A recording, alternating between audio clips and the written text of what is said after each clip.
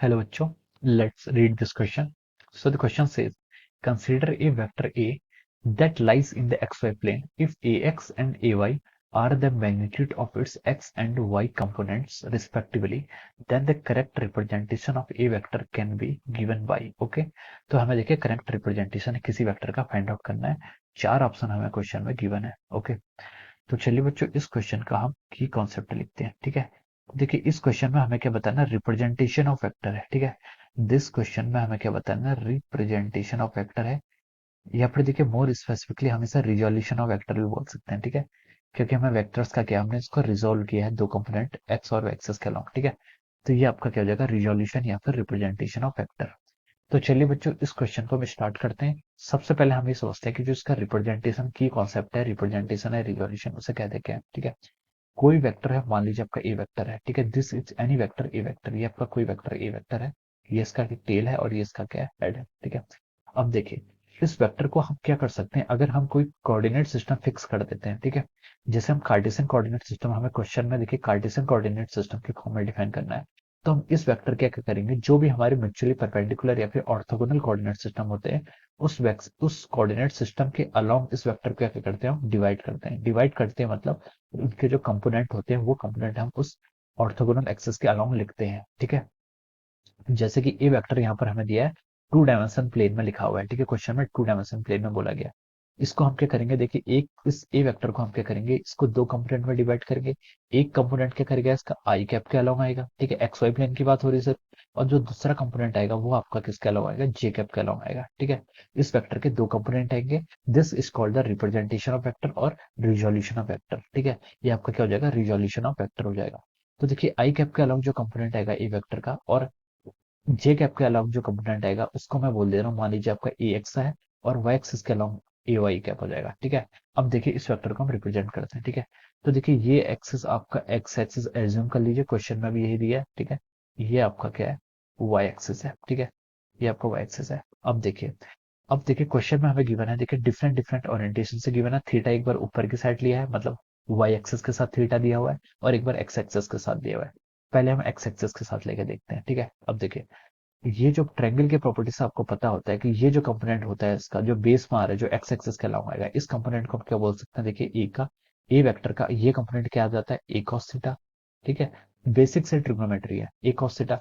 और ये कंपोनेंट क्या आएगा आपका, ए साइन थीटा। यानी कि वाई एक्सिस के अलावा जो कंपोनेंट होगा उसे हम क्या लिख लेंगे यहाँ पर, ए साइन थीटा। ठीक है, अब ये तो ये आपको आना चाहिए। ठीक है, ये बहुत ही मतलब ये बिल्कुल 9th और 10th क्लास की चीज है। ठीक है, इस चीज में आपको डाउट नहीं होना चाहिए कि ये कैसे लिख लिया हमने। ठीक है, अब देखिए इस वेक्टर्स की आपकी जो बेसिक प्रॉपर्टी होती है, जैसे हम यहाँ पर साइन थीटा को डिनोट करते हैं। ठीक है, ये आपका परपेंडिकुलर है, ये आपका बेस है, ये आपका हाइपोटेनस है एच। ठीक है, साइन थीटा क्या होता है, सम पीपल है। ठीक है, सॉरी, परपेंडिकुलर अपॉन हाइपोटेनस, तो परपेंडिकुलर पी हो जाएगा डिवाइड बाय हाइपोटेनस, ये साइन थीटा की प्रॉपर्टी हो जाती है। कॉस थीटा की प्रॉपर्टी क्या होती है, बेस अपॉन हाइपोटेनस। ठीक है, बेस अपॉन हाइपोटेनस, ये आपकी कॉस थीटा हो जाता है। ठीक है, तो देखिए यहाँ से जो परपेंडिकुलर कंपोनेंट आता है, कोई भी एक वेक्टर ए है, उसका जो परपेंडिकुलर वेक्टर है, परपेंडिकुलर वेक्टर मतलब जो थीटा एंगल है उसके जस्ट सामने वाला वेक्टर, वो परपेंडिकुलर वेक्टर ही होता है ऑलवेज। ठीक है, वो वेक्टर को हम क्या लिख सकते हैं, हाइपोटेनस इंटू साइन थीटा, जो आपकी हाइपोटेनस है, यानी कि vector itself into sine theta. और जो बेस आता है, ठीक है, जो उसका देखिए ये कंपोनेंट होगा, बेस वेक्टर को अगर हमें रिप्रेजेंट करना है तो हम इसे क्या लिख सकते हैं, हाइपोटेनस इंटू कॉस थीटा। समझ में आया, ये आपका देखिए इस फिगर से मैं एक और बार समझा रहा हूँ। ये आपका क्या है, देखिए यहाँ पर ये आपका ए वेक्टर था, this is our A vector. मुझे क्या निकालना है, इसके सामने वाला कंपोनेंट, उसको हम क्या लिख सकते हैं, वेक्टर इंटू साइन थीटा। सामने वाला component vector into sine theta, ये क्या हो जाएगा, A into sine theta. Vector A है और साइन थीटा इसका क्या हो जाएगा, मैग्नीट्यूड। बेस वाला, बेस में है जो, उसको हम क्या लिखेंगे, vector A into cos theta. Cos theta इसलिए क्योंकि वो बेस पे है। ठीक है, तो सामने वाले को साइन थीटा और बेस वाले को कॉस थीटा, इतना याद कर लीजिए। ठीक है, ऐसे हम रिप्रेजेंट कर सकते हैं। ठीक है, तो ये आपका क्या हो गया, ए वेक्टर का रिप्रेजेंटेशन आ गया। ठीक है, तो एक तो ये पॉसिबल केस हो सकता है फर्स्ट।